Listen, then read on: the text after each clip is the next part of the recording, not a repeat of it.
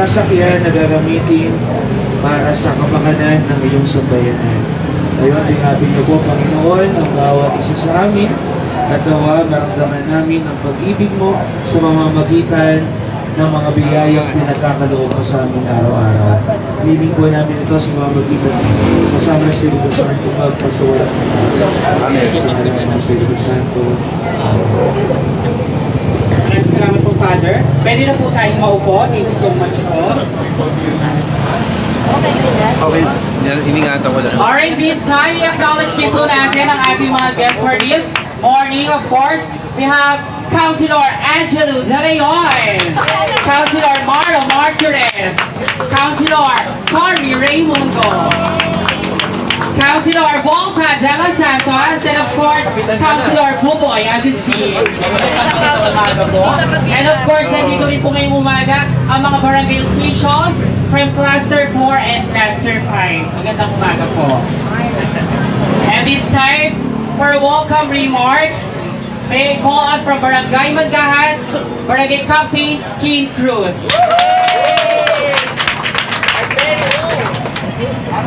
Maraming salamat po sa ating punong Benson, Mayor Pico Soto, sa ating Vice Mayor, Dodon Shawarski, Congressman Romano Romulo, sa ating mga konsihal, Father Adam, sa ating mga kasamahan sa pananungkulan, sa iba't ibang barangay dito sa District 1 at District 2. Nandyan ang ating kaibigan sa Pinagbuhatan, San Miguel, Pagkat, Santa Lucia, Santa Cruz, De La Paz, at may bunga. Nandito rin ang ating mga konsihal, Konsi Maru, Konsi Angelo, Konsi Cory, Konsi Buboy, Konsi Volta, at ang ating mga kasamahan ho sa city government. Nandyan po si Ma'am Dita ng DILG, ang ating City Health Department, Dr. Pananigan, ang ating head ng DRRMO, si Sir Brian, ang ating mga kasamahan sa barangay. Nandyan rin po si Kagawad Joe Klima ho, Kagawad Steve De Asis, Kagawad Alvin Sirat, Kagawad Gloria Luwalhati, Kagawad Seti Cruz, Kagawad Danmar Santos, Kagawad Ray Manilay, at syempre ang mga kasamahan ko sa Barangay Manggahan. Masaya hong maglingkod sa Barangay Manggahan. Ramdam na ramdam po natin umaagos ang pag-asa. Ang PTV na to o yung Patient Transport Vehicle ay isang dinokasyon na naman na pinapakita sa buong Pilipinas na ang Pasig ay nag-recreate ng mga solusyon sa mga problema. Kung dati-dati ho ay nararanasan natin at nakakarinig tayo ng mga reklamo kung saan ang mga pasyente ay pinapababa pa, pinapalakad papunta sa hospital, hindi maiayos na ma-transport agad doon sa hospital dahil walang medical record. Ito ho ang katugunan po doon. Sa PTV ho, hindi ho ambulansya ang nakalagay. Dahil ho pag ambulansya ang nakalagay, ang dami hong dinihingi na mga medical records, mga coordination ng doktor, at kung ano-ano pa. Ang PTV na to ang magiging solusyon para ho agaran kung maisalba ang buhay ho ng mga nangangailangan po nating pasyente. Kaya naman ho, nakakatuwa na meron na naman po tayong pwedeng ipagmalaki sa buong Pilipinas dahil ho sa pamumuno ho ng ating mayor at ang mga kasamahan po natin dito ho sa lungsod ng Pasig. Kami ho sa Barangay Manggahan ay wini-welcome po kayong lahat. Masaya po kayong tanggapin dito sa aming barangay. Punta lang po kayo ng punta po dito at aasikasuhin po namin kayo. Buhay po tayong lahat. Palakpakan po natin, Kapitan King Cruz. Thank you so much. Alright, this time for the presentation of Patient Transport Vehicle. Palakpakan po natin our Chief CDRRMO, Mr. Brian Wong. Magandang umaga po sa lahat. So, konting about sa ambulance lab po. So, kasama po ito ng project po natin for fire truck na halos kasabay din pong binili po ng city government last year.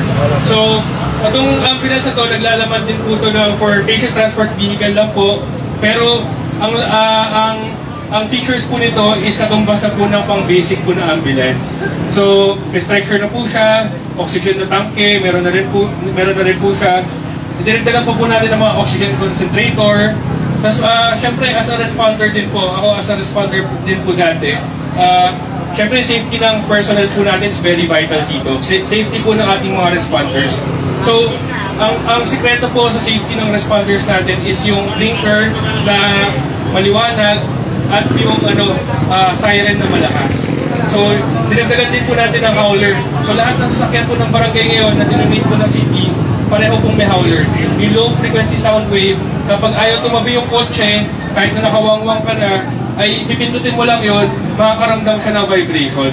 So, same feature po ng sa fire truck po yan. So, ito ginagamit po ng Singapore Civil Defense Force. So, doon po natin nakuha yung idea na yan. At the same time po, pag tinigan niyo po yung loob ng ambulance po, yung mga laman niya ay kompleto na po yan. Pwede na pong ibang takbo at ibang responde po. So, in addition sa pag-transport lang ng mga pasyente natin, kasama din po ang pag-responde sa mga emergencies, syempre. So, hindi ko na papahabain. Ang pinaka-feature pang isang meron tayo is pinalagyan po natin hanggang 20,000 kilometers. So 1, 3, 5, 10, 15, and 20,000 kilometers na PMS. So wala pong gagastusin yung barangay dyan pagdating sa oil, pag-change oil, filters. Lahat po yan, sagot na po ng kasama po sa TOR na nilagay po natin. So hanggang 20,000 kilometers po yun. So puproblemahin na lang nila is yung gulong tsaka yung battery, which is after 2 years po yung battery, after mga 5 years, 3 to 5 years po yung gulong. So, technically, wala po kayong problema. Lala, ang brand po ngayon na nakuha pong sa specifications Toyota po, alam naman natin kung gaano katibay po ang Toyota po dahil sa vehicles. So yun po, yun lang po. Maraming salamat po sa lahat. Maraming salamat po, Sir Brian Wong. So this time, para magbigay din po ng mensahe sa atin, our City Health Officer, Dr. Joseph Panaligan.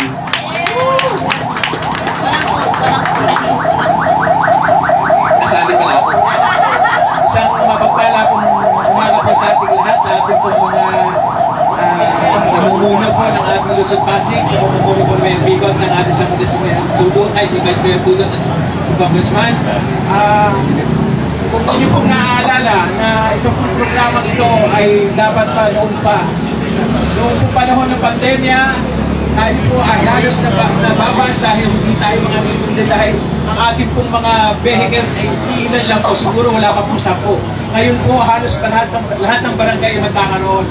So ito pong programang ito pong proyektong ito ay hindi po magiging magmamaterialize kung hindi po sa pagtutulungan ng bawat departamento, ng ating executive, ng ating legislative sa pag-approve po ng ating budget. So, sa pagkakaisa po, tayo po ay magkakaroon po ng magandang pagpalakas ng mga bagong proyekto para po makatulong po sa ating Pasigueño. So, sabi nga Sir Bry, konti lang po aking sasabihin. So, sa patuloy pong pag-agos ng pag-asa, tayo po magkaisa sa pagpalakas ng magagandang proyekto dito sa Luzon Pasig. Maraming po salamat. Thank you so much po, Dr. Panaligan. And this time, para magbigay din po ng mensahe sa atin, palakpakan po natin, Congressman Roman Romulo. Magandang umaga po sa ating lahat. Hindi ko nababatiin at nabati na naman po lahat. Unang-una, sana po itong mga gagamit na magbibigay ngayong umaga ay pangalagaan natin at magamit po natin para talagang sa taong bayan. Tandaan po natin, sa ngayon po, ang ganda ng sunod-sunod na ginagawa, yung fire truck, itong patient transport vehicle, at syempre po yung emergency go bags. Sana po yung go bags na ito ay nabigay na po yan, Ongoing po. Ongoing po yan, pero dapat paalala po natin sa lahat na nakatatanggap na pamilyang Pasigueño na itong go bags na ito po ay para, unang-una para sa emergency. Di ba? Hindi pang beach, pero pang emergency po yan. Pangalawa po, sana po ay alam nila na accessible dapat yan. Kasi ngayon po wala namang emergency nangyayari. Papunta pa lang tayo sa panahon ng taguyod natin, summer. Pero hindi natin alam kung ano yung mangyayari. Kasi siguraduhin po natin na accessible yan. Lagyan po natin ng linalaman na dapat ay kailangan ng pamilya. Again po, sa City of Pasig, sa bawat barangay, congratulations po. Mabuhay po ang lungsod ng Pasig. Maraming salamat po, Congressman Roman Romulo. This time, palakpakan po natin, Vice Mayor Donald Jaworski. Thank you. Good morning po sa ating lahat. Of course, Mayor Vico, Congressman, sa ating mga konsehal, ating mga barangay officials na nandito, sa ating executive department. Napakaswerte po natin. Meron po tayong isang programa na pinabalan natin ang mga pamalaan para na bigyan ng suporta ang ating mga kabarangay, mga nangangailangan. As a matter of fact, mula po dito, galing po sa Barangay Santo Tomas, Katria, meron po tayong konting payout na mula sa DSWD. No? Dahil ang inuna po natin yung ating mga pasyente na nagda-dialysis at saka may cancer. Alam po natin dito sa ating lungsod talaga napakaraming may sakit. At lalong-lalo na yun sa mga nagda-dialysis ng mga senior citizen. I think itong patient transport vehicles natin, malaking bagay ito makakatulong po. Dahil alam natin, humihingi ating mga kababayan mahihirap ng tulong sa barangay para sila naman ay hindi masyadong mahirapan. No? Wala naman silang sariling sasakyan. So, sa ating mga barangay, ang aking konting habilin lang ay katulad sinabi ni Kong Roman, pangalagaan po natin itong mga asset na ito dahil ito po ay galing po sa pondo ng taong bayan. Ito po ay commercial nila. Pangalagaan po natin ang ating mga patient transport vehicles dahil talagang napakalaki na pangangailangan ng ating mga kababayan pagdating po sa tulong sa problema ng kalusugan. And sinabi na nga ni Sir Brian, no, wala na kayong problemahin sa maintenance. Alam nyo, yung mga sasakyan na Toyota na high-ace na ganyan, 10, 15 years yan, wala kayo dapat problema. Alagaan nyo lang talaga. No? And sa ating mga magmamaneho, mga driver, konting alaga. Hindi pa kasi, porket hindi sa kanila, hindi sa gobyerno may-ari, pwede lang mabuhin, sirain, please. Huwag naman, pangalagaan po natin para mas lalo magpakinabangan ng ating mga kababayan. Muli, congratulations po sa lungsod ng Pasig. Mabuhay po tayo. Thank you so much po, Vice Mayor Jodo Jaworski. And this time, ladies and gentlemen, our City Mayor, Vico Soto.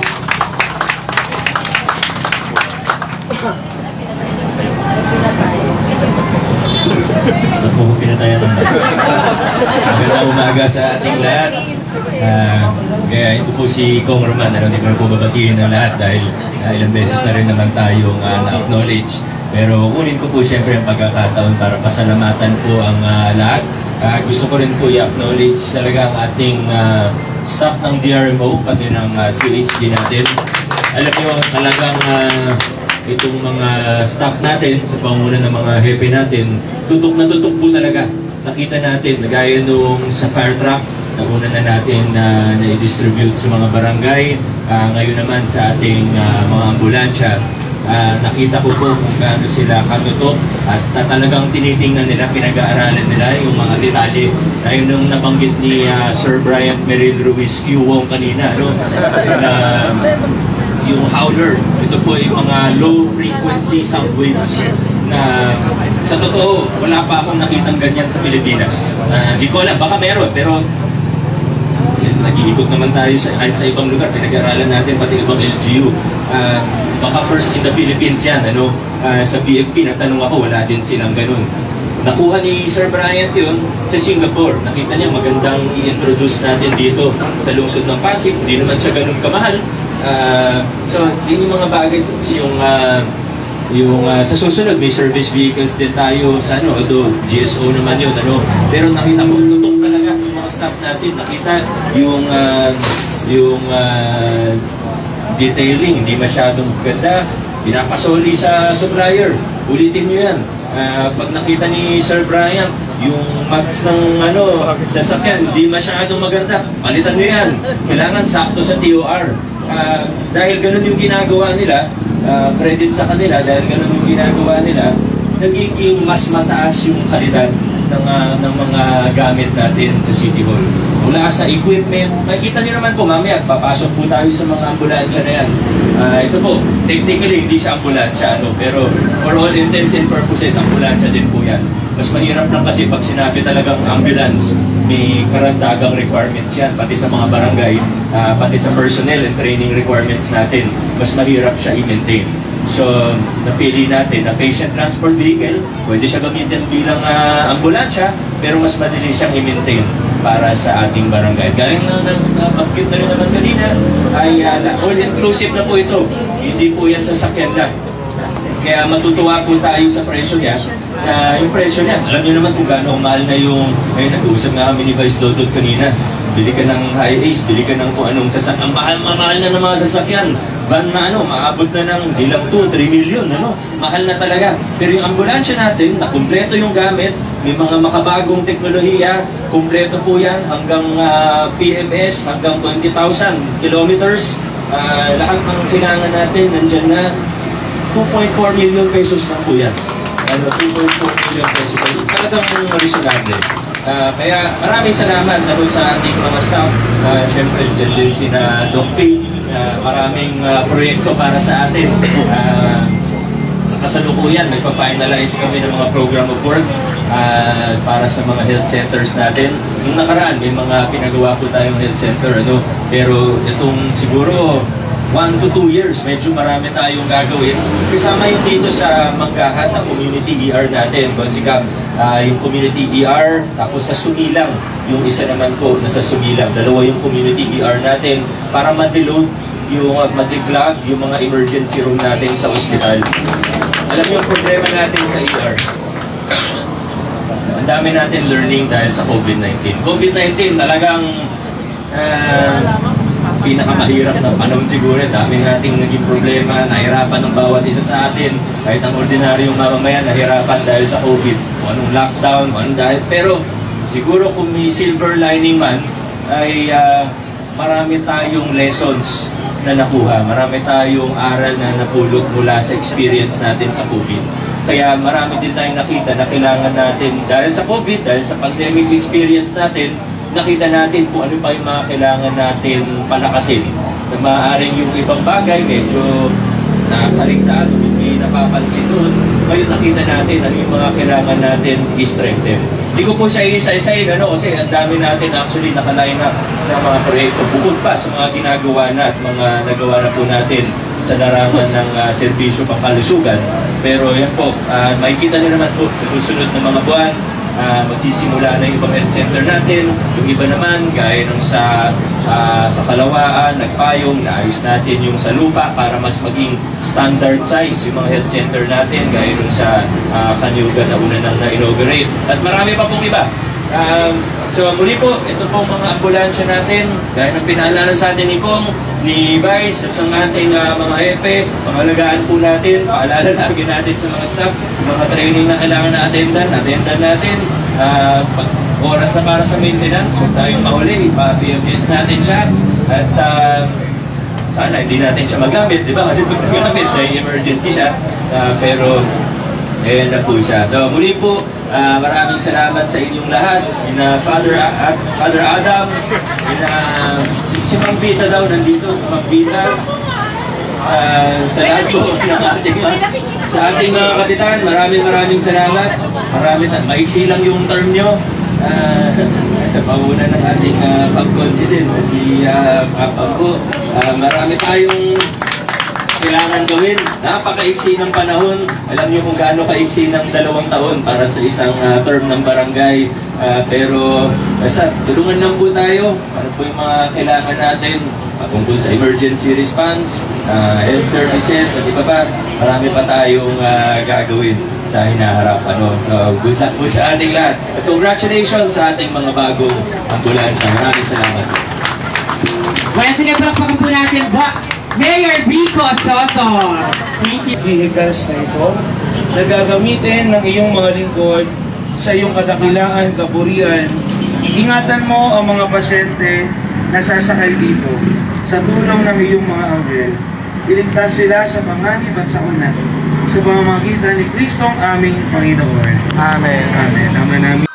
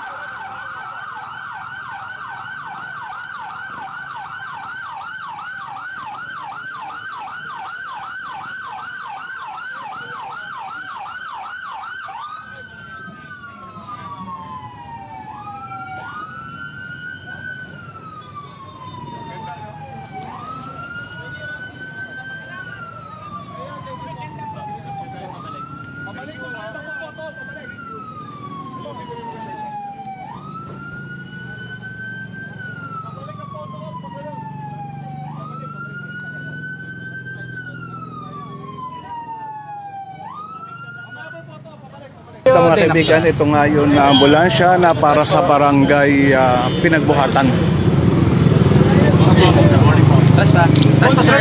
Nagkaroon na rin ng picture taking. So mga kaibigan, naulit ko, ito lahat ng barangay ay magkakaroon nitong mga bagong ambulansya na ito.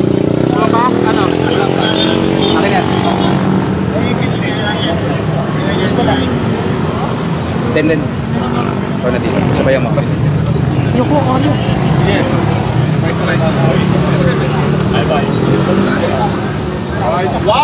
Ready po. Dito po. Official, ayan po, tinuturo. Dito po. Ngayon, tignan naman natin itong susunod na turnover, no? Ito yung turnover para sa barangay May Bunga. Ito. Dito, sige na! Press tayo. Press po tayo. Para lang makakuha. Press pa po. Sige po. Kasya po tayo dyan. Ito yun na para sa barangay May Bunga. Dito po tayo tumingin. Bagong ambulansya. Ita-turnover na yun. At mamaya meron pang susunod. Ayaw nga pupuntahan doon sa barangay San Antonio. Hoy, nakakuha ako! Camera sa atin, forward kayo, forward.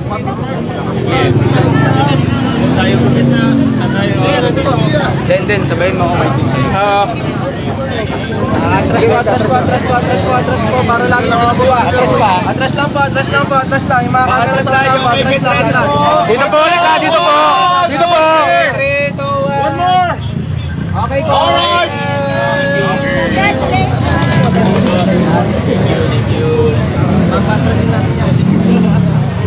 Dan, sabay ka din sir.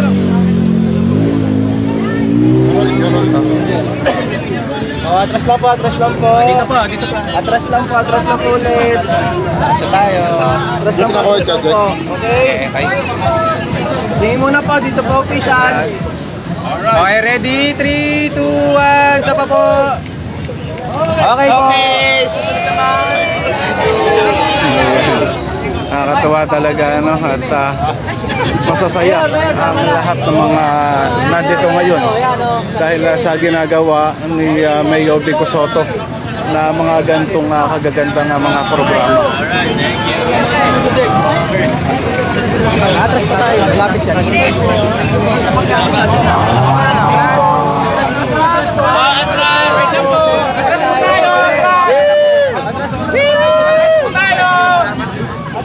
Yes, official po muna, official. 1, 2, 3. One more. Okay.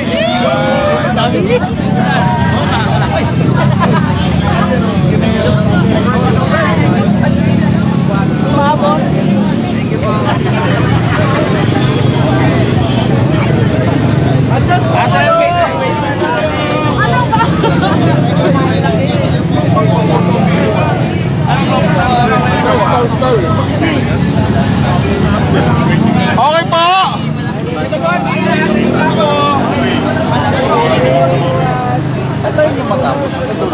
Okay po.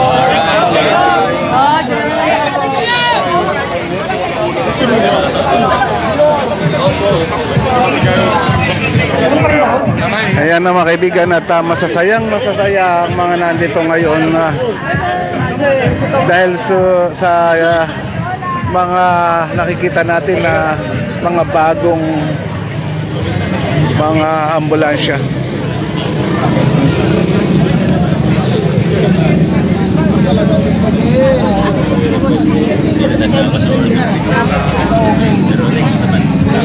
Adjust na tayo para Thank you. pupunta na po sa next. Pupunta na po. Adjust na po.